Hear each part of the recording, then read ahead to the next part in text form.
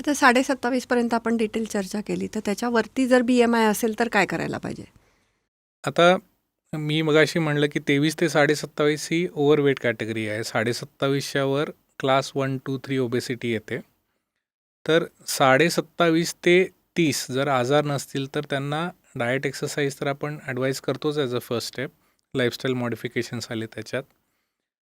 पण काही लोकांना फक्त एवढ्यात म्हणजे वजन कमी होत नाही, तर त्यांना ॲडिशनल ऑप्शन्स आपल्याकडे आहेत. ते मेडिसिन्स आहेत किंवा इंट्रागॅस्ट्रिक बलून म्हणूनही हे एक नॉन सर्जिकल थेरपी आहे.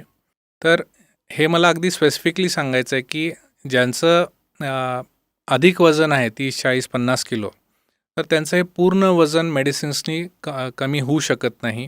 ह्याला डाएट आणि एक्सरसाइजची जोड द्यावी लागते आणि मेडिसिन्स जनरली थोडं अधिक काळासाठी घ्यावे लागतात.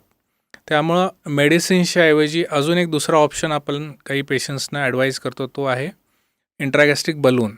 हे एक नॉन सर्जिकल ट्रीटमेंट ऑप्शन आहे. ह्याच्यात एंडोस्कोपीद्वारे एक बलून आपण पोटामध्ये सोडतो, जेणेकरून त्या व्यक्तीला कायम पोट भरल्यासारखं वाटतं, भूक कमी लागते, कमी अन्न खाल्लं जातं आणि त्याचा साधारण एक 15 ते 20% वेट लॉस होऊ शकतो.